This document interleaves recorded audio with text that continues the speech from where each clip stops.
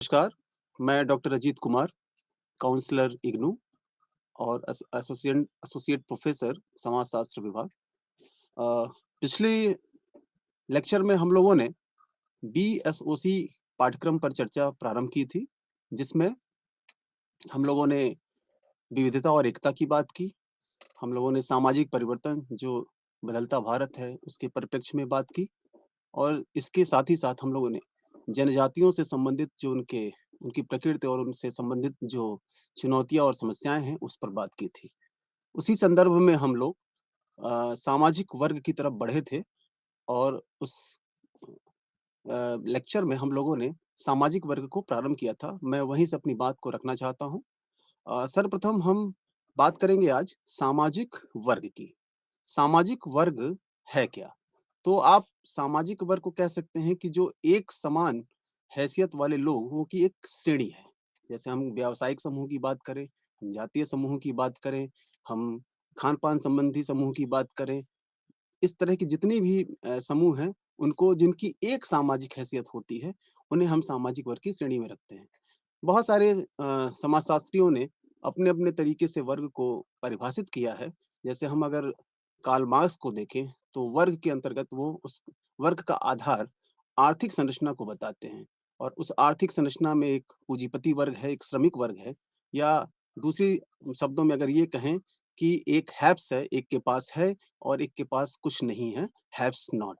और साथ ही साथ वो बात करते हैं क्लास फॉर इटसेल्फ और क्लास इन इटसेल्फ की, अपने आप में वर्ग और अपने आप के लिए वर्ग की बात करते हैं। तो मार्क्स का जो पूरा सिद्धांत है, वह वर्ग संरचना को आर्थिक संरचना के आधार पे देखता है और ये कहता है कि आप जैसे विभिन्न ऐतिहासिक युगों को अगर हम देखें, तो हम देखते हैं कि निजी संपत्ति के आने के बाद और तकनीकी और उत्पादन संबंध में जब हम सहसंबंध को देखते हैं, तो वर्ग के आधार को हम भली-भाँति उससे परिचित हो सकते हैं। इसी तरह से वेबर ने वर्ग की जो परिभाषा की है या उसको परिभाषित किया है, उसने जीवन के जो अवसर हैं, जो लाइफ चांसेज़ हैं और जो बाज़ार स्थिति है, उसके आधार पर वर्ग को परिभाषित किया है।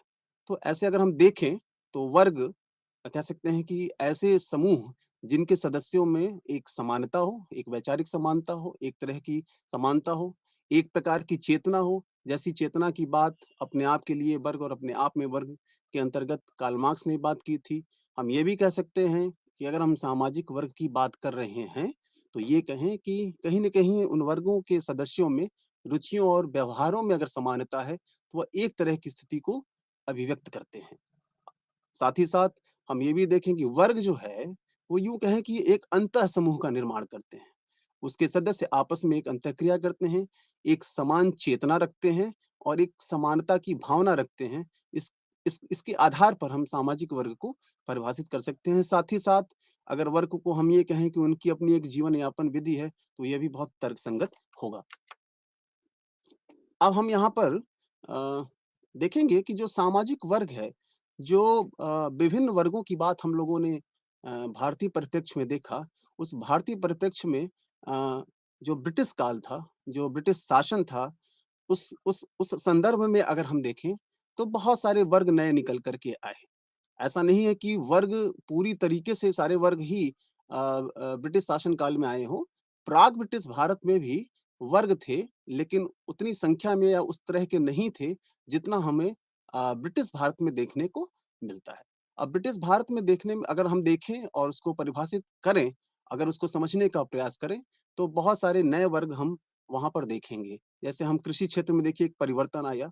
सबसे बड़ी बात है कि जब ब्रिटिश शासन यहाँ पर आया, यहाँ शासन किया, उसने बहुत सारी व्यवस्थाएँ की और ये भी कहें कि जो उनकी औद्योगीकरण की जो प्रक्रिया थी, अपने यहाँ जो यहाँ का कच्चा माल ले जाकर के वहाँ उसको फिर बना करके एक वस्त्र के रूप में फिर भारत में भेजते थे। तो सबसे बड़ी जो चुनौती आई कृषि क्षेत्र में देखिए कि जो हमारे जो लघु उद्योग थे, जो हम कहें जो हमारे हथकरघे थे, ये इनको एक बड़ा नुकसान पहुँचा और यूँ कहें कि एक जो है कॉम्पिटिशन प्रतिस्पर्धा में वे अपने को पुनर्जीवित नहीं कर पाए। तो सबसे बड़ी बात आई कि जो कृषि संरचना हमारी थी, गाँव एक इकाई थी, इकाई के रूप में हम रहते थे, स्वावलंबी थे।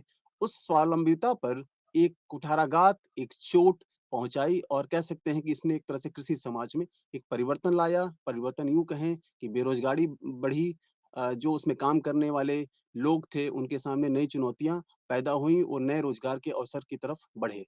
तो कह सकते हैं कि जो मज़दूरी की प्रथा थी, मज़दूरी करने की जो प्रक्रिया स्टार्ट हुई या प्रारंभ हुई। अब ऐसे ही आप देखिए, जब हम व्यापार या वाणिज्य की स्थिति में देखते हैं, तो हम देखेंगे कि कच्चा सामान ब्रिटेन जाता था, वहाँ से बन करके फिर वो वस्तें भारत के बाज़ार में आती थीं। तो इससे जो था कि वो मौलिक उद्योग जो था वो नष्ट हो गया। इसके कारण कह सकते हैं कि बेरोज़गारी भी बढ़ी। अ, अगर हम इसको यूँ कहें कि आप जो भू-व्यवस्था थी ख़ास करके ब्रिटिश शासन काल की, उस भू-व्यवस्था ने भी बहुत सारे नए वर्गों का निर्माण किया, जो कि प्राग ब्रिटिश भारत में देखने को नहीं मिलते हैं, जिस पे अभी हम चर्चा प्रारंभ करेंगे। साथ ही आप देखिए कि जब ब्रिटिशर्स भारतवर्ष में आए, तो यहाँ आकर के उन्होंने उद्योगों का विकास भी किया, रेलवे का विकास किया। जहाँ तक मेरे संदर्भ में ध्यान है कि हम पहले रेलवे जो चली वो 1853 में मुंबई से थाने के बीच चली और तमाम उद्योग, क्योंकि सबसे बड़ी बात थी कि जो कच्चा माल है वो ब्रिटेन तक कैसे जाएगा, इसके लिए सबसे ज़रूरी है या हम अगर एक जगह से दूसरे जगह पर उत्पादन करने हेतु या जो उत्पादन करने के लिए जो वस्तुएँ हैं, जो कच्ची वस्तुएँ, कच्चा माल है, उसको कैसे पहुँचाएँगे? बंदरगाहों तक वो कैसे जाएगा? तो इसके लिए ब्रिटिश शासकों ने सबसे पहले जो अपनी व्यवस्था बनाई कि एक रेलवे लाइन का एक जाल बिछाया और उस जाल के पीछे 2 तरह की प्रवृत्तियाँ काम कर रही थी। एक तो ये था कि हम किस तरह से माल को एक बंदरगाह तक ले जाएँ और वहाँ से फिर वो आगे बढ़ सके। दूसरा ये भी था कि साथ ही साथ उनको प्रशासनिक व्यवस्था के अंतर्गत भी सैनिकों की जो आवाजाही थी उसको चलाने में भी एक सुगम व्यवस्था बनी। तो रेलवे लाइन बिछी, सड़कों का तेज़ी से विकास हुआ, ब्रिटेन ने इसमें निवेश किया और कह सकते हैं कि तमाम कारखाने, कपास के कारखाने, आप जूट के कारखाने देख लीजिए। बंगाल के सिरसा में 1852 के आसपास जूट का कारखाना बनता है। 5852 या 53 में ही बम्बई में सूत इंडस्ट्री जो है उद्योग की स्थापना होती है। तो धीरे-धीरे क्या हुआ कि यहाँ पर औद्योगिकरण की प्रक्रिया के अंतर्गत बहुत सारे उद्योगों की स्थापना होने लगी। कपास की बात करें हम या हम नील की खेती की बात करें, हर तरफ ब्रिटिश शासकों ने निवेश किया। और इस निवेश के परिणाम स्वरूप इसका एक लाभ व्यापारी वर्ग को भी मिला। जो व्यापारी छोटे-मोटे व्यापारी हुआ करते थे, जो जिनकी एक सीमित व्यवस्था थी, एक सीमित दायरा था, वो इनमें इससे यहाँ से पूँजी बनाए और कह सकते हैं कि इस तरह से जो भारतीय उद्योगपतियों की एक नींव है, वो यहाँ पर आती है या देखने को हमें मिलती है। अब बात करते हैं कि जब ब्रिटिश शासकों ने यहाँ अपना दायरा बढ़ाया, तो सबसे बड़ी बात ये थी कि कैसे वो इस व्यवस्था को चलाएँगे। इस पूरी व्यवस्था को चलाने के लिए, राज्य प्रणाली को संचालित करने के लिए, प्रशासनिक व्यवस्था को चलाए रखने के लिए, उन्हें ज़रूरत थी कामगारों की। कामगारों का कहने का संदर्भ मेरा यहाँ पर ये है कि ऐसे लोगों की ज़रूरत थी, जो उस व्यवस्था को चला सकें क्योंकि यह संभव नहीं था कि इस व्यवस्था को चलाने के लिए ब्रिटेन अपने यहाँ से ही लोगों को बुलाए। तो यहाँ पर उन्होंने स एक ऐसा वर्ग पैदा हुआ, जो कह सकते हैं कि जो कि कहीं न कहीं यहाँ के जो ब्रिटिश शासकों ने यहाँ स्कूल खोले, कॉलेज खोले, नए-नए संस्थान खोले, जिसमें पढ़ कर के लोग आए और फिर कह सकते हैं कि ब्रिटिश शासन के अधीन उन्होंने अपनी सेवाएँ प्रदान की। थोड़ा-सा हम विस्तार से इसको और देखते हैं और ब्रिटिश शासन का जो प्रभाव रहा, अब हम यहाँ थोड़ा विस्तार से ये बात करेंगे कि किस तरह के सामाजिक वर्ग बने। जैसा कि हमने पूर्वत ये कहा था आपसे कि जब ब्रिटिश शासन यहाँ प्रारंभ हुआ, तो बहुत सारी नई चीज़ें देखने को मिलती हैं, नए तरीके के वर्ग देखने को मिलते हैं। तो सबसे बड़ी बात थी कि जो भूमि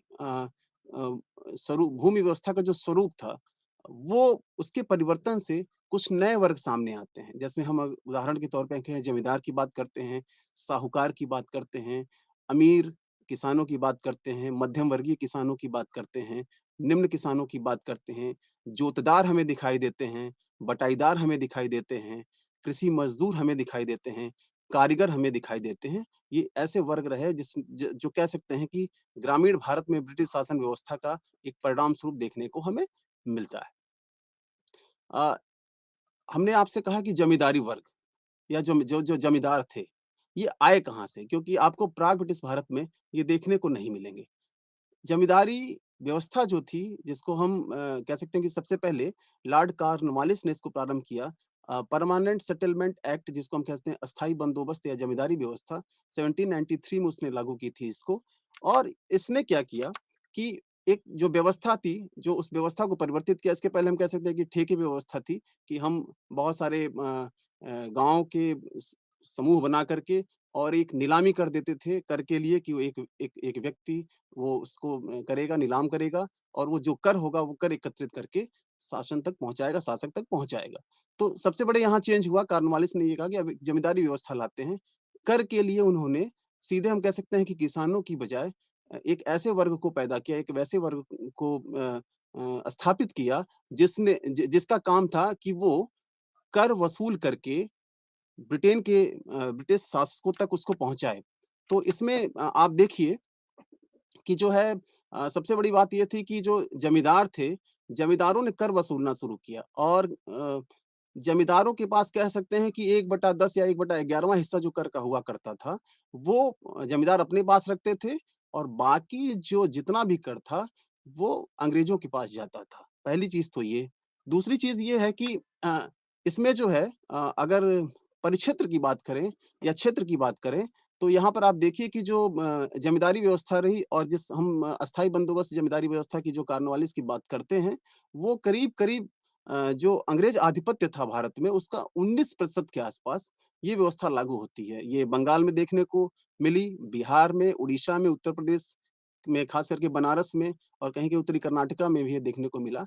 और इसमें जो पूरी भूमि थी, वो करीब पूरी भूमि का 19% इसके पास था। तो भूमि जो कर का जो अधिकार था वो किसके पास गया? जमींदार के पास गया। तो ऐसे हम कह सकते हैं कि जो जमींदार वर्ग था, वह इसकी देन था, इस अस्थायी बंदोबस्त का देन था। लेकिन समस्या ये थी इसमें कि जो कर वसूले जाते थे, वो कर इतने ज़्यादा होते थे। ये भी था कि अगर हम ये कहें कि जो कभी अगर खेती अच्छी से नहीं हो पाई या कोई संकट आया या बारिश नहीं हुई या तमाम ऐसे जो अकाल पड़ गया, उससे कोई फ़र्क नहीं पड़ता था, उन्हें कर देना ही देना था। इसमें सबसे बड़ी जो स्थिति हुई कि जो किसान जो ज़मीन पर काम कर रहा था, वो धीरे-धीरे साहूकारों के और कह सकते हैं कि वो कर ना चुकाने के कारण वो ज़मीन से एक तरह से बेदखल होता गया और स जब ज़मीन से वो बेदखल होता गया, तो उसकी जगह पर कुछ और लोग आए, जो जिनके पास एक तरह से कहें धन था। उन्होंने कह सकते हैं कि लीज़ पर या नीलामी के तौर पे ज़मींदारों ने उनको ज़मीन दी और उसके अनुरूप वो काम करने लगे, उसके अंदर काम करने लगे। तो यहाँ पर देखिए 2 चीज़ें हैं। एक तो है कि जो जोतदार है, यहाँ पे एक जोतदार भी दिखता है। तो एक तो हो गया जो जमींदार था और जमींदार खेती कराता था, किसानों से कर वसूलता था। अब वो किसान जो नहीं दे पाए, वो किसानों से बेदखल हुए।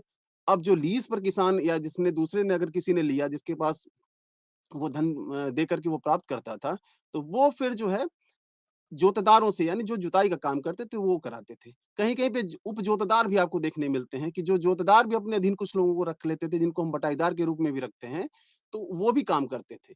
तो यहाँ पर जमींदार महाजन के चंगुलों में किसान आए और कह सकते हैं कि बड़ी स्थिति उनकी दयनीय होती गई दिन प दिन। तो ऐसी स्थिति में जमींदार, काश्तकार, जोतदार, उपजोतदार, बटाईदार ऐसे कुछ आपको ग्रामीण भारत में वर्ग जो जो प्रभाव था वो देखने को मिलता है।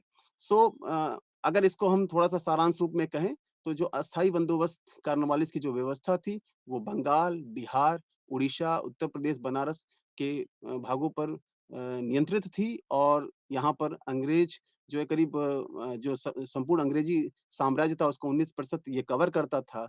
साथ ही हम कह सकते हैं कि भूमि अधिग्रहण या हम कहें कर का वसूल का अधिकार जमींदार को था और वही जमींदार ब्रिटिश सरकार को राजस्व देने की ज़िम्मेदारी रखता था।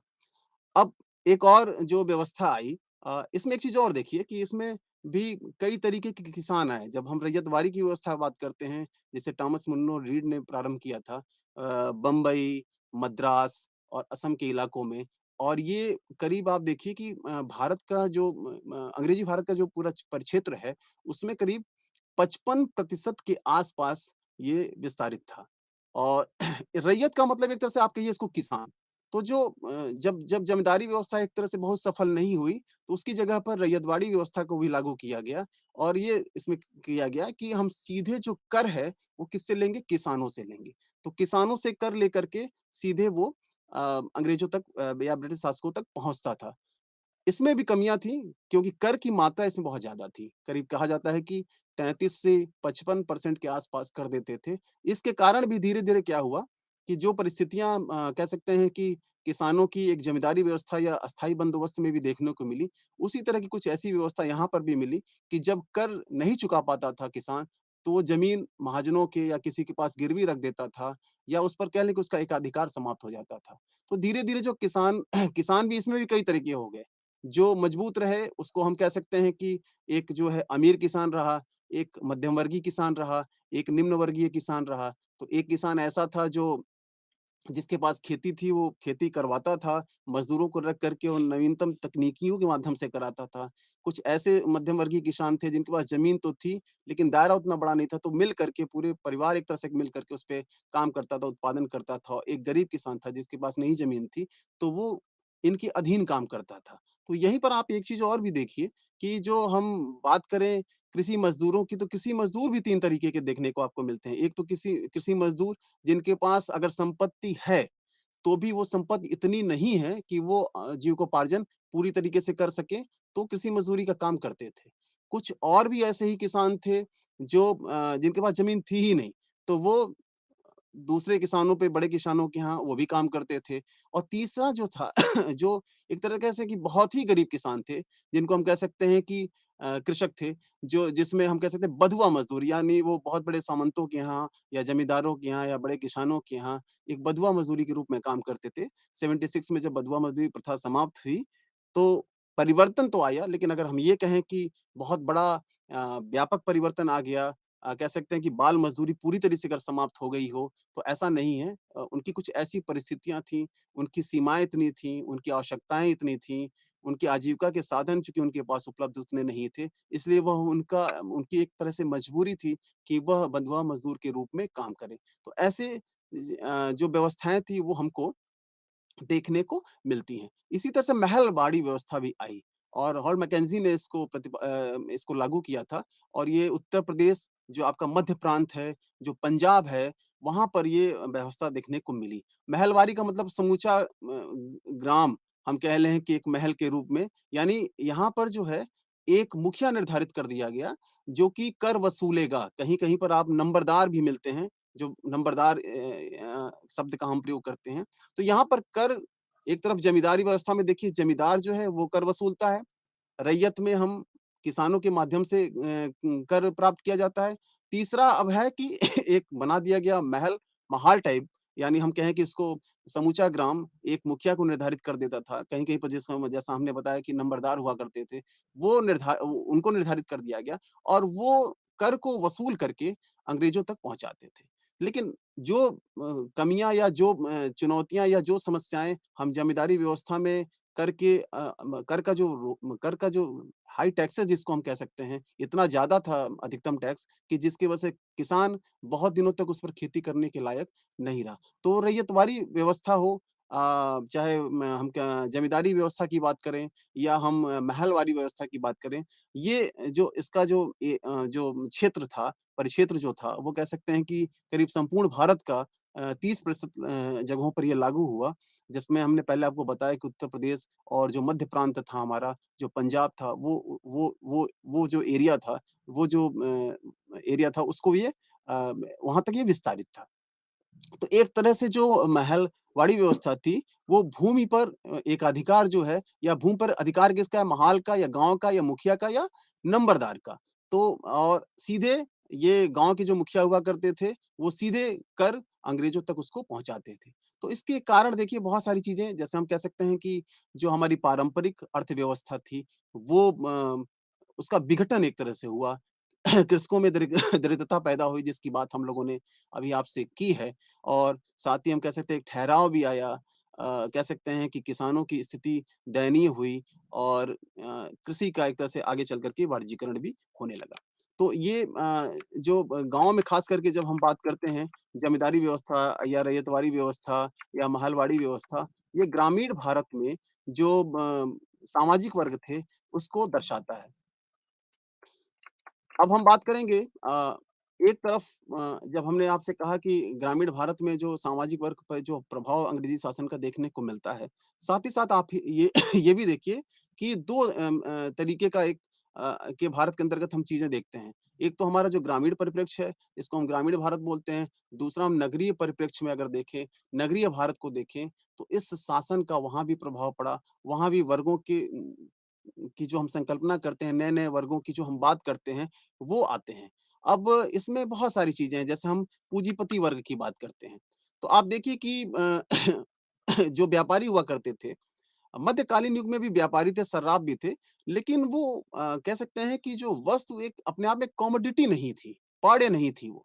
तो उनका जो है दायरा बड़ा सीमित था। लेकिन यहाँ पर औद्योगीकरण की स्थिति के कारण जब उत्पादन बढ़ा और बड़ी मात्रा में उत्पादन बढ़ा, तो उसके विस्तार के लिए व्यापारी वर्ग ने एक अच्छा अपना अहम रोल अदा किया और साथ ही हम कहें कि जो ये पूँजीपति वर्ग की हम बात नगरीय भारत में कर रहे हैं, उसमें व्यापारियों का एक ऐसा वर्ग लगा जो एक्सपोर्ट-इम्पोर्ट या आयात-निर्यात किया करता था और वो मुनाफ़ा कमा रहा था। वह एक कह सकते हैं कि एक पूँजीपति वर्ग के रूप में विकसित हो रहा था। साथ ही आप देखिए कि जो रेलवे का विस्तार हुआ भारतवर्ष में, यातायात का सड़कों की जाल जो बिछी, इन सब के कारण यातायात के अन्य साधनों का जो विस्तार और विकास हो रहा था, उसके कारण भी हम कह सकते हैं कि इन व्यापारियों ने या ये जो व्यापारी वर्ग था, उसमें उन्होंने पैसा कमाया और अब वो निवेश करने की स्थिति में आ गए। तो कह सकते हैं कि ये निवेश की आगे की स्थिति को अगर हम भारतीय उद्योगपतियों में देखें, जिन्होंने बहुत सारे कारखानों में निवेश किया, चाहे वो हम कह सकते हैं कि खदान का हो या अन्य जो कारखाने हैं, ये सारे जो आयात-निर्यात के माध्यम से और जो धन और माध्यमों से जो कमाया उसको कह सकते हैं कारखानों में निवेश करके पूँजीवत पति वर्ग के रूप में अपने को विकसित किया।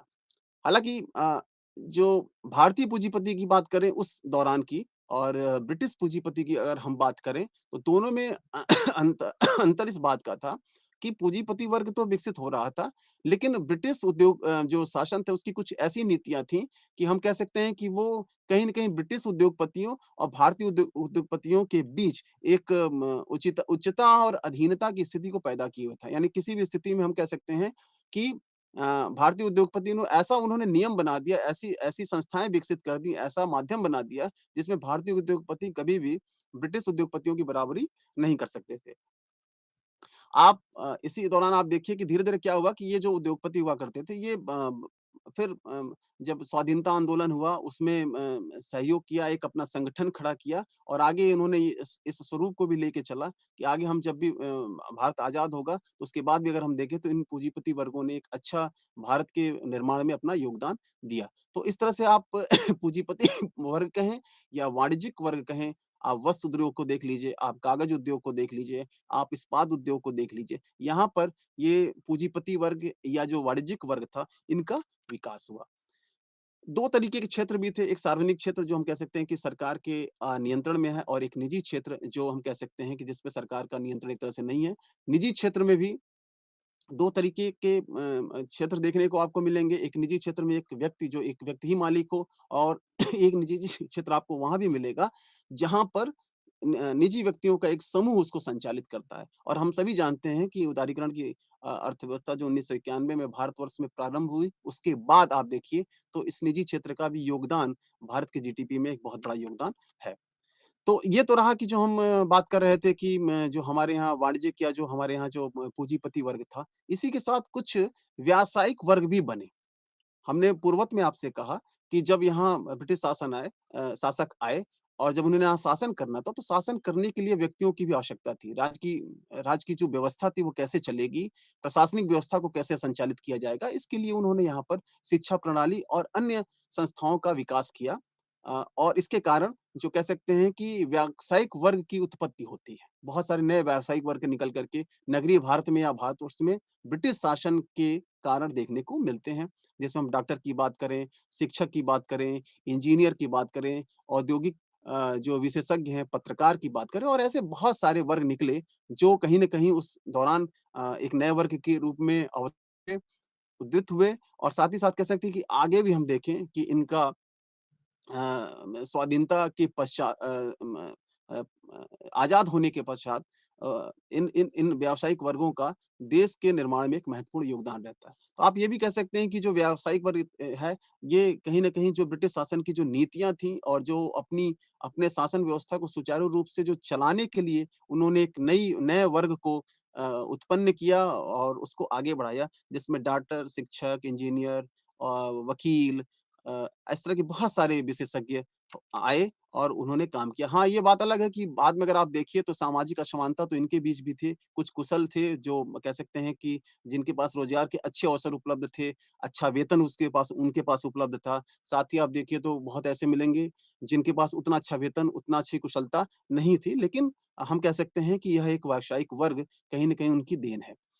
अ एक और वर्ग जो जो था तो प्राग ब्रिटिश भारत में भी था, लेकिन हमने पहले ही आपसे कहा कि उनका एक अपना सीमित दायरा था। हम कह सकते हैं कि व्यापार की दृष्टि से वो बहुत ज़्यादा वो नहीं थे। केवल कह सकते हैं कि जो वहाँ के या किसी गाँव के या किसी राज्य के लोगों की जो आवश्यकताएँ हैं, उसकी पूर्ति तक वो सीमित थे। साथ ही आप देखिए कि जो छोटे व्यापारी हैं, दुकानदार हैं, असंगठित श्रमिक भी, इसमें क्या था कि आप सबसे बड़ा जो अ, समस्या पैदा हुई कि औद्योगिकरण की प्रक्रिया के पश्चात जो हमारे अपने कुटिल उद्योग धंधे, जो ग्रामीण उद्योग थे, जो हस्तकरघा उद्योग थे, उनके सामने बहुत सारी नई चुनौतियाँ पैदा हुई और ये कहें कि इस औद्योगिकरण की प्रक्रिया के अंतर्गत तमाम उद्योगों की स्थापना के कारण ऐसे जो उद्योग थे, वो गाँव में पूरी तरीके से कह सकते हैं कि नष्ट हो गए।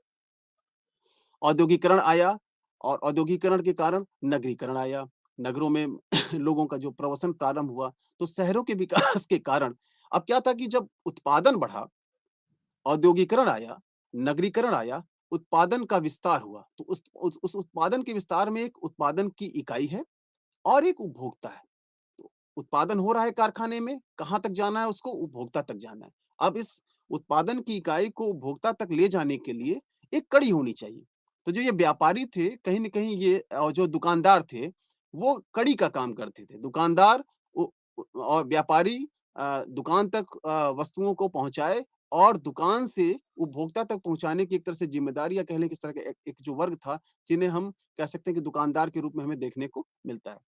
अ लोगों का प्रदर्शन बढ़ा तो इनको फ़ायदा भी हुआ। कह सकते हैं कि जितना ज़्यादा नगरों में विस्तार होगा, लोग जितना ज़्यादा आएँगे, लोगों की आवश्यकताएँ होंगी और उन आवश्यकताओं की पूर्ति के लिए कह सकते हैं कि जब लो लोग आएँगे, तो रोज़गार के अवसर बढ़ेंगे। तो रोज़गार के अवसर भी बढ़ेंगे, लोगों की आवश्यकताएँ भी बढ़ेंगी, तो ये रोज़गार के अवसरों को छोटे व्यापारियों और दुकानदारों के लिए हम कह सकते हैं कि बड़ा ही सकारात्मक रहा। साथ ही आप ये भी देखिए कि मुनाफ़े की जहाँ तक बात होती है, तो इसके कारण हम व्यापारी वर्ग को भी और हम दुकानदार को भी कह सकते हैं कि जिन्होंने एक लाभ अर्जित किया। साथ ही नगरों में रोज़गार के भी अवसर बढ़े। संगठित और जो असंगठित क्षेत्र था, वहाँ पर भी रोज़गार की संभावनाएँ बढ़ी। हाँ, ये बात अलग है कि जब हम बात करेंगे देखते हैं कि जब भारत आज़ाद होता है और ख़ास करके जब 1991 में उदारीकरण की प्रक्रिया होती है, इकोनॉमिक रिफ़ॉर्म्स आता है। बहुत सारी एमएनसीज़ हम बहुराष्ट्रीय कंपनियों को जब अपने यहाँ आने का मौका मिलता है, तो ऐसी स्थिति में एक संघर्ष ना कहें, एक कहें कि एक चुनौती पैदा हुई बहुराष्ट्रीय कंपनियों के सामने कि वो दुकानदार उससे प्रभावित हुए और ख़ास करके हम कह सकते हैं कि इन सारी स्थितियों के नाते दुकानदारों को काफ़ी चुनौतियों का सामना करना पड़ा। उनके सामने बहुत सारी कह सकते हैं कि विकट स्थितियाँ भी पैदा हुईं, संकट की स्थिति भी पैदा हो गई, उनके अस्तित्व के संकट की स्थिति भी पैदा हो गई, जिसको आज भी हम देखते हैं कि जितना ज़्यादा बहुराष्ट्रीय कंपनियाँ अपने यहाँ दायरा बढ़ाती हैं, वो कहीं न कहीं छोटे दुकानदारों के लिए, छोटे व्यापारियों के लिए एक बहुत बड़ा कह सकते हैं चुनौती है। तो इस तरह से आप देखिए कि दुकानदारों का, व्यापारियों का और असंगठित और संगठित क्षेत्र के कर्मियों का एक वर्ग देखने को मिलता है। और ब्रिटिश शासन के दौरान ही आप देखिए कि जो है हमें नौकरी पेशा वर्ग भी देखने को मिलता है। नौकरी पेशा वर्ग कह सकते हैं कि जब उद्योगों की स्थापना होती है, कारखाने आते हैं, तो उस कारखानों में मज़दूर भी काम करने आते हैं और तमाम कारखानों में जो मज़दूर काम करते हैं, वो कह सकते हैं कि वो रोज़गार प्राप्त करने के लिए नौकरी करते हैं। तो यहाँ पर कारखानों के बीच जो नियोक्ता और कर्मचारी का जो संबंध था, वो देखने को मिलता है। साथ ही आप देखिए कि जब कर्मचारियों की या हम ये कहें कि मज़दूरों की उन खदानों में या उन कारखानों में जब उनकी माँगें पूरी नहीं हो पाती थीं, उनकी आवश्यकताओं के संबंध में कोई समस्या पैदा होती थी, तो इसके आधार पे आगे चल कर के बहुत सारे श्रमिक संगठनों का भी या श्रम संघों का भी अस्तित्व प्रारंभ होता है और ये श्रम संघ कहीं न कहीं सामूहिक सौदेबाजी के माध्यम से हड़ताल के माध्यम से, तालाबंदी के माध्यम से नियोक्ता के समक्ष अपनी माँगों को जो मज़दूरों की माँगें होती थी क्योंकि वो मज़दूरों का एक संगठित स्वरूप था, तो उसके अंतर्गत वो अपनी माँगों को रखते थे। तो ये श्रमिक संघ भी आपको देखने को मिलेंगे। हालाँकि आज़ादी के बाद देखिए कि सरकार ने इस पे बहुत सारा काम किया। जो हमारे मज़दूर थे या जो हमारा कर्मचारी वर्ग था उसके लिए नई-नई जो व्यवस्थाएँ की, मिनिमम वेजेस एक्ट 48 लाया, फैक्ट एक्ट लाया, पीपीएफ की व्यवस्था की, पीएफ की व्यवस्था की, बोनस के बहुत सारे कानून लाए गए, ग्रेच्युटी एक्ट लाया गया। तो ये सारी चीज़ें हमें नगरीय भारत में देखने को मिलती हैं। 1991 फिर मैं एक बार आपको उसकी पुनरावृत्ति करता हूँ कि 1991 के बाद जब उदारीकरण का दौर आया, तो एक जो हम जब जिसकी बात हम कर रहे थे, जिसको हम श्रमिक संघ के रूप में देखते हैं कि जो ये श्रमिक संघ था उसका महत्व घटा। हम कह सकते हैं कि जो निजीकरण की प्रधानता दी गई, निजीकरण का जो क्षेत्र है वो बढ़ता गया, सरकार ने अपने को सीमित किया और प्रबंधन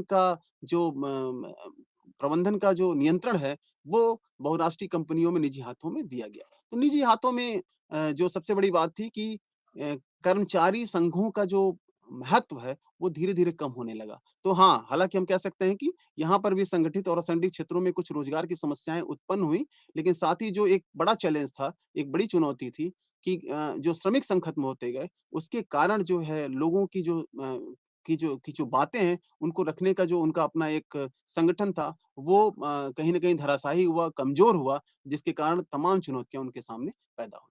तो इसको हम आप ये भी देखिए कि ब एक किताब बहुत अच्छी है हमारे जो लर्नर हैं अगर उसको पढ़ें, social background of Indian nationalism अ, भारतीय राष्ट्रवाद की जो सामाजिक पृष्ठभूमि है, उसमें वो ए.आर. देसाई बहुत सारी ऐसी चीज़ों की बात करते हैं, जिसके आधार पर हम वो कहते हैं कि मध्यम वर्ग कैसे काम करता है। मध्यम वर्ग में उन्होंने कहा कि आप देखिए कि जो ब ब्रिटिश शासन के अंतर्गत जो सामाजिक विकास की जिसकी हम बात करते हैं, उसकी प्रक्रिया भी असमान रही है। अब प्रक्रिया असमान कैसे रही है? आप कहिए कि आप बंगाल की तरफ चले जाइए, बॉम्बे की तरफ चले जाइए। तो यहाँ पर ये वर्ग कह सकते हैं कि जो वो पहले विकसित हुआ क्योंकि ये क्षेत्र अंग्रेजी शासन या ब्रिटिश शासन के दौरान पहले उनके प्रभाव में आया।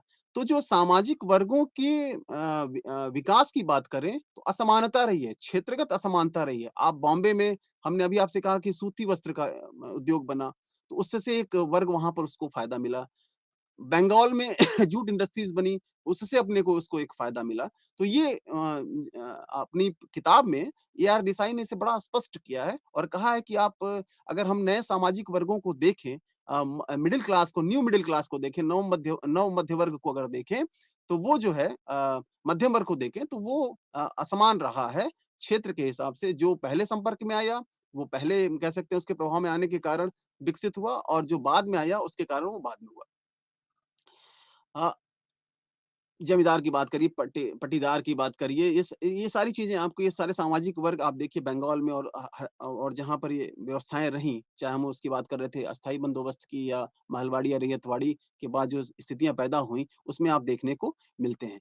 तो एक तो ये रहा, इसमें आप देखिए बहुत सारे पेशे वर्ग जिसको अभी हमने बताया कि ये भी एक बहुत बड़ा योगदान रहा, एक बहुत बड़ा एक नया परिवर्तन देखने को मिला कि इन्हीं प्रांतों में हमें पेशे वर्ग देखने को मिलते हैं, जिसके कारण कह सकते हैं कि एक नया वर्ग आया और प्राग ब्रिटिश भारत में आप ये भी देखिए कि किस तरीके से देहाती क्षेत्रों में जो महाजन हुआ करते थे और व्यापारियों का जो वर्ग था, लेकिन वो सीमित था, उनका कार्य सीमित था, इसकी बात हमने पहले भी की। ये यदा-किदा हम कह सकते हैं कि किसानों को पैसा देते थे, लेकिन गाँव की पंचायत कर निर्धारण करती थी। तो इस कर निर्धारण के कारण वो प्राग ब्रिटिश भारत की बात कर रहा हूँ मैं। और प्राग ब्रिटिश भारत के बाद आप देखिए कि कर का निर्धारण जमींदारों के माध्यम से, रैयतों के माध्यम से और नंबरदारों या गाँव के मुखियाओं के माध्यम से निर्धारित होने लगा। तो वहाँ पर कर का निर्धारण वो देते तो थे कर वर्ग, चलता था। लेकिन कर की जो निर्धारण की जो का नियंत्रण था वो व्यापारियों के पास प्राग-ब्रिटिश भारत में देखने को नहीं मिलता है। तो कह सकते हैं कि इस ब्रिटिश शासन के कारण बहुत सारे जो महाजन हैं, बहुत सारे जो जमींदार हैं, वो निकल कर के आए और इसी कारण कह सकते हैं कि जो व्यापार बढ़ा और एक तरफ से जो प्राग ब्रिटिश भारत में जो आयतन और विस्तार जो था, किसी भी चीज़ का वो बहुत सीमित था, वो धीरे-धीरे इसके कारण बढ़ने लगा। तो ये हम इसको इस तरह से कह सकते हैं कि कहीं न कहीं जो प्राक ब्रिटिश भारत और ब्रिटिश शासनकालीन भारत के बीच जब आप देखिए, तो बहुत सारे नए वर्गों का निर्माण होता है और जो पूरा ब्रिटिश कालीन जो शासन था या जो शासक जो अंग्रेज शासक थे या अंग्रेज जो शासन था, उन्होंने नए-नए तरीके के सामाजिक वर्गों का निर्माण किया। कहीं न कहीं ये उसकी पूरी देन है, चाहे हम ग्रामीण क्षेत्रों में बात करें या नगरीय क्षेत्रों में बात करें। हाँ, ये बात रही कि दोनों क्षेत्रों को अगर हम संयुक्त रूप से देखें, तो एक परिवर्तन जो आया भारतवर्ष में, वो कहीं न कहीं ब्रिटिश शासनकालीन व्यवस्था की देन थी। तो ये तो हमारा जैसा आप लोग बीएसओसीसी को अगर ध्यान से देखें, तो जब हम वर्ग व्यवस्था की बात करते हैं, भारत में वर्ग की बात करते हैं, तो मूलभूत रूप से हम इन्हीं बिंदुओं पर विचार करते हैं। अ, अब हम एक और अध्याय प्रारंभ करेंगे और इस अध्याय में हम परिवार की बात करेंगे। परिवार के बारे में हम सभी जानते हैं कि परिवार अगर हम उसको सामान्य रूप में परिभाषित करना चाहें या हम ये कहें कि परिवार है क्या? तो सबसे सर्वप्रथम तो ये देखिए कि परिवार पर आने से पहले हम कहें कि परिवार समाज की मूलभूत इकाई है। कहीं-कहीं पर कुछ विद्वान व्यक्ति को समाज की मूलभूत इकाई मानते हैं, लेकिन ये उतना तर्कसंगत नहीं होगा। परिवार एक सार्वभौमिक व्यवस्था है और परिवार कह सकते हैं कि समाज की संरचनात्मक व्यवस्था के लिए, उसकी निरंतरता के लिए और सामाजिक व्यवस्था के संचालन के लिए और सामाजिक व्यवस्था को यूँ कहें के अस्तित्व के लिए परिवार बहुत ही आवश्यक है। तो परिवार समाज की मूलभूत इकाई है। अभी हम बात करेंगे, कूले ने इसमें इसके बारे में बहुत विस्तार से अपने सिद्धांत में व वर्णन किया जब वो प्राथमिक समूह की बात करते हैं। इसके पहले हम थोड़ा-सा बात कर लेते हैं कि परिवार आखिर है क्या? तो सामान्य परिभाषा जो परिवार की है कि परिवार एक ऐसा समूह है, जो स्त्री-पुरुष के यौन संबंधों पर आधारित है और यह समूह इतना सुनिश्चित और टिकाऊ है कि इसके माध्यम से प्रजनन क्रिया की जा होती है और बच्चों के पालन-पोषण की व्यवस्था होती है। ये परिभाषा मैकाइवर ने दी। डेविस ने कहा कि परिवार एक ऐसा समूह है, जो रक्त के आधार पर एक-दूसरे से संबंधित है। इसी तरह से बहुत सारी परिभाषाएँ हैं। एक महत्वपूर्ण परिभाषा एलियट मेरिल की भी है, जो कहते हैं कि परिवार जो है, वो पति-पत्नी और बच्चों से निर्मित एक जैविकी इकाई है। तो परिवार अपने आप में एक जैविकी इकाई भी है और वह एक सामाजिक इकाई भी है। तो संतानोत्पत्ति और प्रजनन प्रक्रिया के माध्यम से हम उसको देखते हैं और सामाजिक व्यवस्था की के अस्तित्व के लिए परिवार बहुत ही आवश्यक है, इस बात से इनकार नहीं किया जा सकता। तो आप देखिए कि परिवार जैसा हमने कहा कि एक सार्वभौमिक व्यवस्था है, परिवार हर एक समाज में देखने को आपको मिलेगा और मैरडॉक ने तो जो मानवशास्त्री थे उन्होंने 250 समाजों का अध्ययन किया था अपनी किताब सोशल स्ट्रक्चर में और कहते हैं कि परिवार है प्रत्येक समाजों में पाया जाता है, लेकिन परिवार की का जो उद्विकास है या हम कहें कि प्रारंभिक स्तर पर यौन साम्यवाद था। यही यौन साम्यवाद की आगे स्थिति जैसे-जैसे समाज विकसित होता है, जैसे-जैसे निजी संपत्ति पर नियंत्रण स्थापित होता जाता है, तो उसे आगे चलाने के लिए, उसकी संरचना को बनाए रखने के लिए आगे चल कर के पुरुष और स्त्री के संयोग से एक परिवार की उत्पत्ति होती है। तो परिवार अपने आप में सार्वभौमिक है। दूसरा हम कह सकते हैं कि परिवार का एक अपना दायरा है, अपना आकार है। असीमित नहीं कह सकते, इसको सीमित है। आगे हम बात करेंगे कि हम इसको मूल परिवार के रूप में भी देखते हैं, दाम्पत्य परिवार के रूप में भी देखते हैं, संयुक्त परिवार के रूप में भी देखते हैं, विस्तृत परिवार के रूप में भी देखते हैं। तो परिवार है। अब ये है कि बहुत बड़े-बड़े समुदायों की तरह या समितियों की तरह हम परिवार की बात नहीं कर सकते। परिवार का भी अपना एक आकार है, परिवार का भी अपना एक दायरा है। अब बात आती है कि परिवार में और क्या होना चाहिए? तो परिवार में आप कह सकते हो कि जो परिवार जो है वो भावनात्मक संबंधों पर आधारित है। यानी स्त्री-पुरुष और उसके जो बच्चे हैं, उनसे जो हम एक परिवार की संरचना को जब अभिव्यक्त करते हैं, तो आप कह सकते हो कि ये भावनात्मक आधार है। परिवार के सदस्य परिवार अपने सदस्यों को एक भावनात्मक लगाव देता है।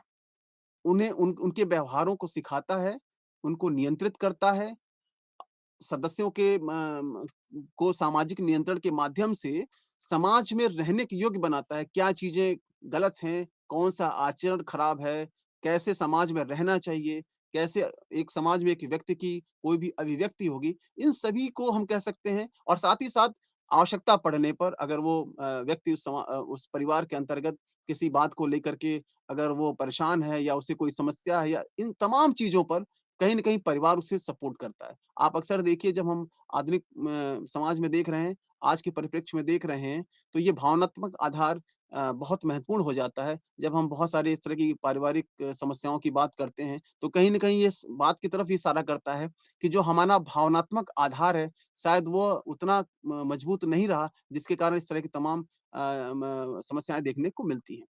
साथ ही परिवार जो है, वो रचनात्मक है। परिवार रचनात्मक कहने का मतलब ये है कि व्यक्तित्व का जो निर्माण है, व्यक्ति के व्यक्तित्व का निर्माण, वो कौन करता है? परिवार करता है। अब अगर हम यहाँ पर थोड़ा-सा कूले को डिफाइन करने की कोशिश करें, परिभाषित करने की कोशिश करें, तो कूले ने इसे बहुत अच्छी तरीके से परिभाषित किया है। कूले प्राथमिक समूह जिसे आमने-सामने का संबंध कहते हैं और कहते हैं कि वो सबसे ज़्यादा प्रभाव डालता है एक व्यक्ति के ऊपर, उसमें वो सर्वप्रथम परिवार की बात करते हैं। उसके बाद वो बच्चों के खेल साथियों के समूह और पड़ोस की बात करते हैं और वो कहते हैं कि परिवार जो है, वो समाज की मूलभूत इकाई है। हम फिर से उसी बात पर आते हैं कि कैसे समाज की मूलभूत इकाई है? कहीं न कहीं व्यक्ति के व्यक्तित्व का जो निर्माण है, वो समाजीकरण के माध्यम से कौन करता है? परिवार करता है और आप समाजीकरण के बहुत सारे स्तर को एनल, ओरल, ओडिपस और एडोलेसेंस स्टेज जो हम बात करते हैं, उसके आधार पे आप देखिए कि एक परिवार के अंतर्गत एक बच्चा जब जन्म लेता है, तो वो जो सबसे पहले अपनी माँ से इंटरैक्ट करता है, अंतःक्रिया करता है। माँ उसे सिखाती है या परिवार के और सदस्य उसे सिखाते हैं कि किस तरीके से उसे परिवार में रहना है, किस तरीके से उसे व्यवहार करना है, किस तरह की उसकी आदत होनी चाहिए, किस तरह से वो लोगों के सामने अपने को अभिव्यक्त करेगा। धीरे-धीरे, धीरे-धीरे वो अपनी माँ से और पिता से और परिवार के अन्य सदस्यों से समाज में रहने के योग्य यानी एक जैविकीय प्राणी जो बालक है, बच्चा है, वो एक जैविक प्राणी है शुरू में। लेकिन वो एक सामाजिक प्राणी कैसे बनेगा? ये सामाजिक प्राणी बनाने का जो काम है, वो कौन करता है?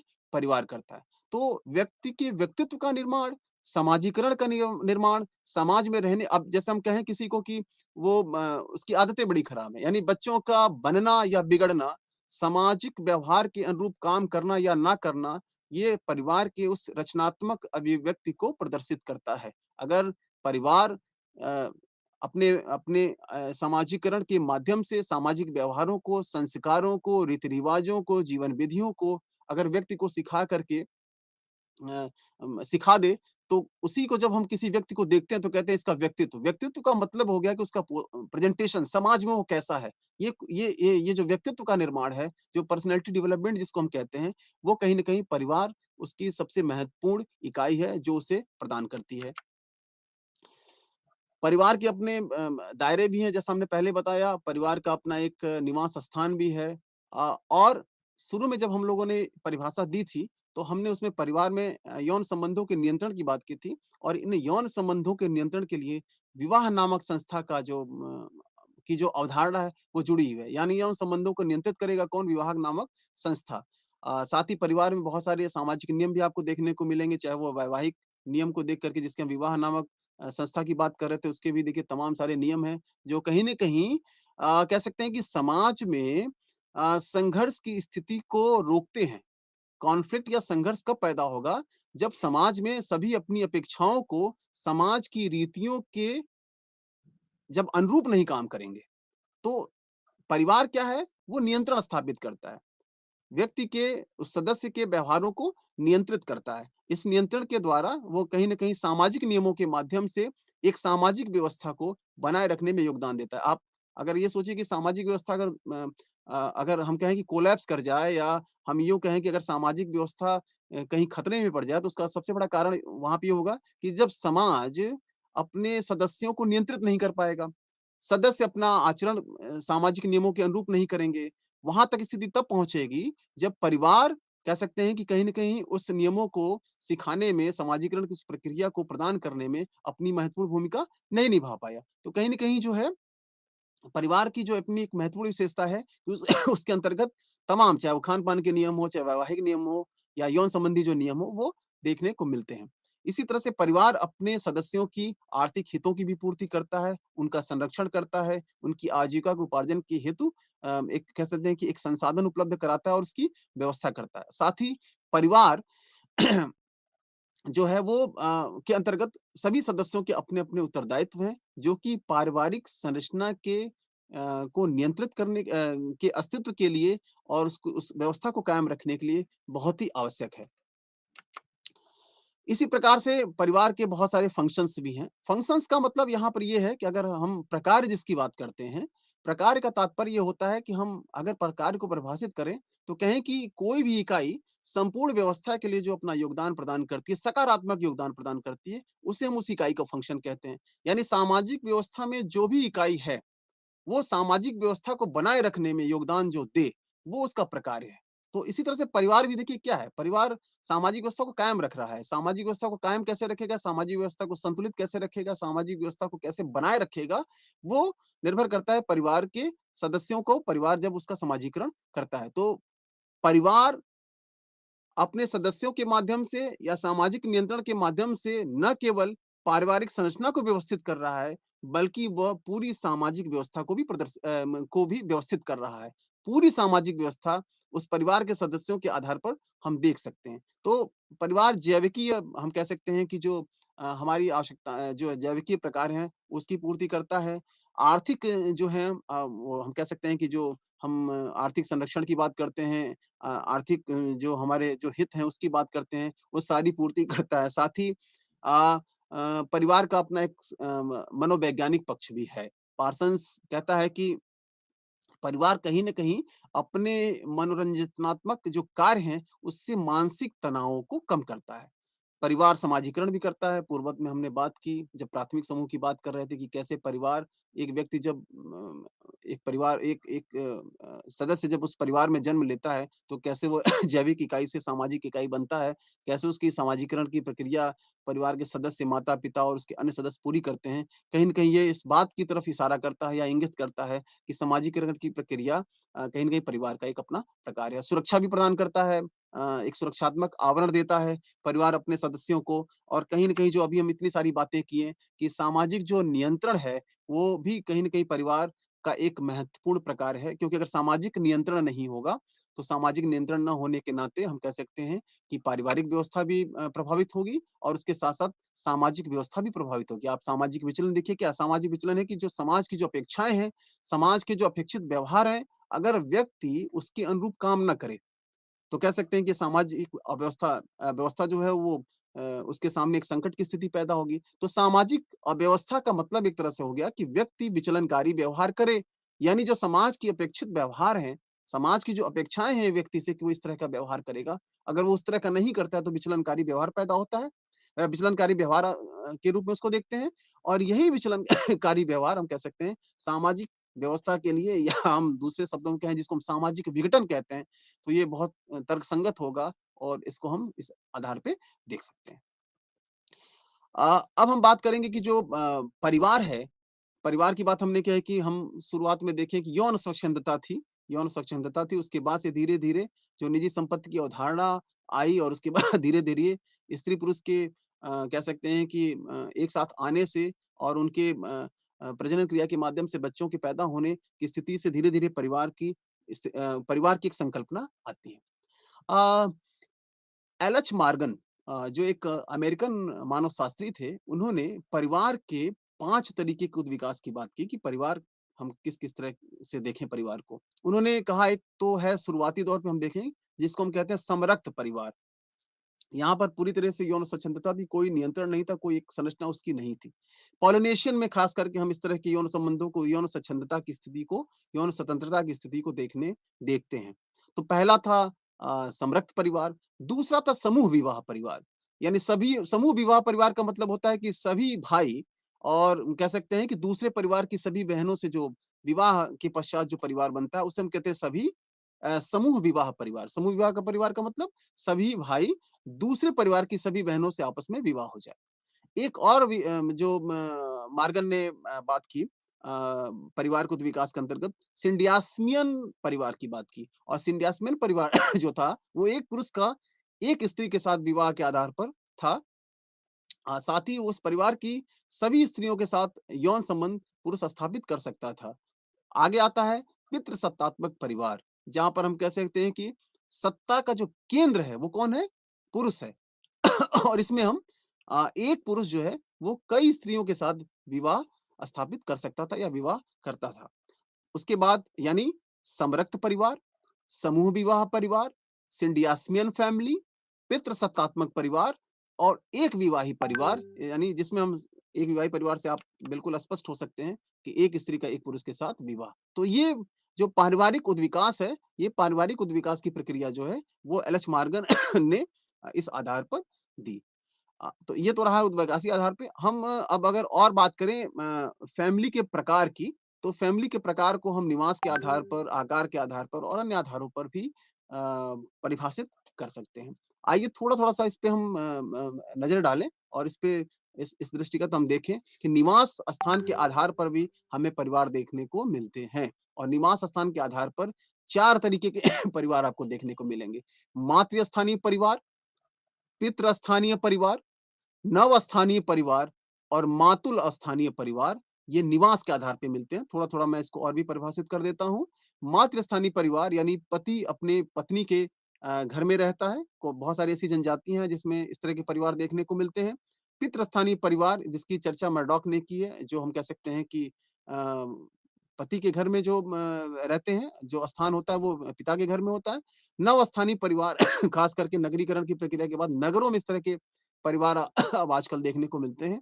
नवस्थानीय परिवार का मतलब हो गया कि ना तो माता के घर में रहेंगे, ना पिता के घर में रहेंगे, यानी माता-पिता से अलग एक नए जगह पर जब अपना निवास स्थान बनाते हैं, उसके आधार पर हम उसको नवस्थानीय परिवार कहते हैं और कहीं-कहीं पर मातुल स्थानीय परिवार भी देखने को मिलते हैं। मातुल स्थानीय परिवार यानी पति अपनी पत्नी के साथ अपने मामा के यहाँ या रिश्तेदार के यहाँ जब वो रहता है, जैसा कि एक ट्राइब है मेलानेशियन ट्राइब में इस इस तरह के परिवार देखने को मिलते हैं। तो हम कह सकते हैं कि जो है फिर से एक बार मैं आपको पुनरावृत्ति इसकी कर दूँ कि प्रकार में हम निवास के आधार पर पितृस्थानीय परिवार, नवस्थानीय परिवार और मातुल स्थानीय परिवार को देखते हैं। वंश क्रम के आधार पे कि वंश परंपरा किस आधार पे चलेगी, तो इसमें हम जहाँ पर वंश परंपरा माता के नाम से चलती है, उसे हम मातृवंशीय परिवार कहते हैं। खासी और गारो इसमें आपको जनजातियाँ देखने को मिलेंगी, जहाँ पर मातृवंशीय परिवार है। दूसरा है पितृवंशीय परिवार, जैसा साधारणतः देखने को मिलता है कि जहाँ पर वंश परंपरा का निर्धारण पिता के द्वारा किया जाएगा। तो ये तो रहा वंश परंपरा के आधार पर। अब आते हैं प्रभुत्व के आधार पर हम परिवार को कैसे परिभाषित करेंगे। तो प्रभुत्व के आधार पे हम 2 तरीके के परिवार देखते हैं। एक को कहते हैं मातृसत्तात्मक परिवार और एक को कहते हैं पितृसत्तात्मक परिवार। मातृसत्तात्मक परिवार का मतलब होता है कि जो सत्ता का केंद्र है, वो कहाँ होगा? माँ के पास होगा। यानी नियंत्रण इसका कहने का मतलब ये नहीं है कि पुरुष का वहाँ कोई कार्य नहीं है। पुरुष अपने-अपने कार्यों का अपने उत्तरदायित्वों का निर्वहन करते हैं, लेकिन जो सत्ता का केंद्र है, नियंत्रण देने का काम है और जो निर्देश देने का काम है, वो सब कुछ जो केंद्रीकरण है, वो किसके पास है? मातृसत्ता के पास है, यानी माता के पास है। और दूसरा जो हम देखते हैं पितृसत्तात्मक परिवार, सभी समाजों में ये देखने को आजकल अक्सर आपको मिल जाएगा अगर कुछ जनजातियों को छोड़ दिया जाए, तो सबसे ज़्यादा पितृसत्तात्मक परिवार यानी सत्ता में जहाँ पर पिता के हाथों में सत्ता का केंद्र हो। ऐसे ही जो है विवाह के आधार पर भी परिवार के हम प्रकार को देखते हैं। एक विवाही मर्डॉक ने करीब 238 समाजों का अध्ययन किया और उसमें देखा कि जो 43 समाज ऐसे जो थे वो एक विवाही थे। दूसरा है बहुविवाह जिसमें हम बहुपत्नी विवाह की बात करते हैं, यानी एक पुरुष का कई स्त्रियों के साथ विवाह। मर्डॉक ने जो ये अध्ययन किया था उसमें उसने 193 ऐसे परिवारों को पाया जहाँ पर बहुपत्नी विवाह पाया जाता है और खास करके अगर हम टोटल देखें उस 238 के परिप्रेक्ष्य में तो करीब 81% मर्डॉक कहता है कि बहुपत्नी विवाह देखने को मिलता है, जो उसने अपना अध्ययन किया था। दूसरा बहुपति विवाह का मतलब एक पत्नी के एक से अधिक पति। तो इसमें भी कह सकते हैं कि भ्रातृ बहुपतिक विवाह और अभ्रातृ बहुपतिक विवाह 2 तरीके के परिवार देखे जाते हैं, जिसमें हम अ बात करते हैं एक तरफ जब स्त्री के पति आपस में भाई हों, तो भ्रातृप्रति बहुविवाह परिवार हो जाएगा और अभ्रातृ बहुपिता अगर भाई नहीं है, जैसे हम नायर में और टोडा में देखते हैं, उसे हम अभ्रातृ बहुपति विवाह कहते हैं। आकार के आधार पर हम जबकि अब बात कर रहे हैं, तो आकार के आधार पे वार्नर ने 2 तरीके से 2 भागों में परिवार को परिभाषित किया है। एक परिवार को उसने मूल परिवार कहा है, जिसमें हम कह सकते हैं कि माता-पिता हैं, उसके बच्चे हैं और दूसरा परिवार जो है वो संयुक्त परिवार है। संयुक्त परिवार में हम कई पीढ़ियों के स सदस्य जैसे आप देखिए टी.एन. मदान ने और अन्य मानवशास्त्री और समाजशास्त्रियों ने परिवार में 3 पीढ़ियाँ अगर हैं, जैसे दादा-दादी हैं, चाचा-चाची हैं, चचेरे भाई-बहन हैं, यानी दादा हैं और उसके बाद उनका बेटा है, फिर उसके बाद उनका बेटा यानी पोता, यहाँ तक कि जो का जो संदर्भ है, संबंध है, वो यानी 3 पीढ़ियों को मान के चलिए कि संयुक्त परिवार में वो देखने को मिलती हैं। मूल परिवार में वार्नर ने 2 तरीके की बात की थी परिवारों की, उसको संदर्भित किया था और उसमें कहा एक तो आप देखिए प्रभव परिवार और प्रजनन परिवार। दोनों में बहुत मतलब दोनों एक ही परिवार में देखने को मिल जाएँगे, दायरा संदर्भ अलग-अलग है। प्रभव परिवार वो है जैसे हम बच्चे के लिए जो माता-पिता का परिवार है, वो है प्रभव परिवार और जो प्रजनन परिवार है, माता-पिता का अपना जो परिवार यानी हम कहें कि विवाहित स्त्री-पुरुष अपने परिवार को अगर देखें, तो वो प्रजनन परिवार है, लेकिन बच्चों के लिए जो उसके माता-पिता का परिवार है, वो प्रभव परिवार है। तो प्रभव परिवार और प्रजनन परिवार के आधार पर भी हम इसको देखते हैं। परिवार के कुछ सैद्धांतिक परिप्रेक्ष्य भी दर्शाए गए जिसमें मर्डॉक भी का भी नाम आता है कि प्रकार्यवादी मतलब किस तरह से हम देखें कि एक परिवार एक सामाजिक व्यवस्था को बनाए रखने में अपना योगदान देता है, कैसे वो अपनी सामाजिक संरचना और सामाजिक व्यवस्था को संचालित करता है। यानी कहीं न कहीं जो प्रकार्य है जो परिवार है, वो अपने सदस्यों के या जो उनकी इकाइयाँ हैं, वो किस तरह से सामाजिक व्यवस्था में अपना योगदान देती हैं, कैसे वो सामाजिक व्यवस्था में योगदान दे करके सामाजिक संरचना और सामाजिक व्यवस्था को संचालित करती हैं, उसको कायम रखती हैं, इसमें प्रकारवादियों का बहुत बड़ा योगदान है। तो ये परिवार को एक प्रकारवादी परिप्रेक्ष्य में देखने का काम करता है। दूसरी तरफ मार्क्सवादी है, जो कि पूंजीवाद समाज और सामाजिक वर्ग के संदर्भ में इसे परिभाषित किया। एंजल्स ने एक विकासवादी दृष्टिकोण भी अपनाया और उन्होंने कहा कि इसका विकास जो है, स्वच्छंद समभोगी समूहों से कई अवस्थाओं से गुजरता हुआ एक विवाही परिवार पर आया है। पूंजीवादी समाज में आप देखिए कि निजी संपत्ति के संग्रहण पे जो आधारित था, उसके आधार पर भी हम इसको देखते हैं। तो मार्क्स ये भी कहता है, मार्क्सवादी परिप्रेक्ष्य भी ये कहता है कि धीरे-धीरे क्या हुआ कि आगे चल कर के जब निजी संपत्ति का स्वामित्व आता है, तो पुरुष के पास उसको आगे चलाने के लिए, अपनी वंश परंपरा के लिए, उसको आगे संचालित करने के लिए एक परिवार की आवश्यकता थी। तो कहीं न कहीं पुरुष आधिपत्य रहा और स्त्री उसके अधीन काम करती है। तो कहीं न कहीं सत्ता या जो हम कहें कि उच्चता और अधीनता का संबंध पुरुष और स्त्री के बीच देखने को मिलता है। इसी तरह से कुछ संघर्षवादी परिप्रेक्ष्य का भी परिवार के परिप्रेक्ष्य में भी हम परिवार को देखते हैं। तो परिवार को हम कहें कि समाज के सुचारू संचालन में एक केंद्र बिंदु है और ये लोग इस बात की भी चर्चा करते हैं कि परिवार किस प्रकार सामाजिक परिवार कहते हैं कि कैसे वो भूमिका बनाएगा, वो भूमिका कैसे निर्वहन करेगा, इसके आधार पर भी हम अ, इस परिप्रेक्ष्य को देखते हैं। अब बात आती है कि संयुक्त परिवार, जैसा हमने कहा कि अ अ, कई पीढ़ियों की, हमने यहाँ पे बात की थी कि 3 पीढ़ियों की, तो 3 पीढ़ियों के आधार पर हम जब एक एक परिवार में लोग रहते हैं, तो उसे संयुक्त परिवार कहते हैं। संयुक्त परिवार में हम कह सकते हैं कि उनका जो संयुक्तता होती है, उनका अपना एक सामान्य निवास होता है, संपत्ति का एक संयुक्त स्वामित्व होता है, सहभोज संबंधी उनकी अवधारणाएँ होती हैं, यानी वो साथ-साथ भोजन करने की और संयुक्तता के अंतर्गत जो संस्कार हैं आप देखिए कि पितरों के तर्पण और तमाम अवसरों पर जो अनुष्ठानिक बंधन हैं, बॉन्ड जो हैं, वो उसके आधार पर समाज के जो संयुक्त परिवार के सदस्य हैं, एकत्रित होते हैं। तो भारत की जो मैं संयुक्त परिवार की जो प्रकृति है, इसको मैं 2 पहलुओं पर अगर कहूँ संयुक्तता क्या है और संयुक्त परिवार का गठन क्या है, तो संयुक्तता वह है यानी सहभोज, चूल्हा समूह, एक रसोई, एक साथ, सामान्य संपत्ति, साझा निवास, उनके अंतर्गत सहयोग की भावना, उनके अपने पारस्परिक आधार और दायित्व और उनके अनुष्ठानिक बंधन जिसकी बात वो करते हैं। तो इस आधार पर हम संयुक्त परिवार के की बात करते हैं, उनकी संयुक्तता की बात करते हैं कि संयुक्त परिवार है क्या और संयुक्तता क्या है? ऐसे ही इसमें संयुक्त परिवार के बारे में पॉलिन कोलेंडा ने अपना जो प्रकार बताया उसमें उन्होंने 6 तरीके के प्रकारों की चर्चा की है।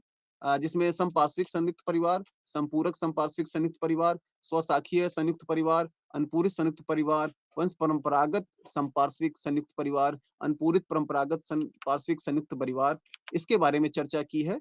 और अगले अध्याय में हम इस परिवार के उभरते प्रतिमान और जो पॉलिन कोलेंडा ने जो डिफाइन किया है, जो परिभाषित किया है संयुक्त परिवार को, इसके बारे में चर्चा करेंगे। इन्हीं शब्दों के साथ मैं अपनी वाणी को विराम देता हूँ। बहुत-बहुत नमस्कार।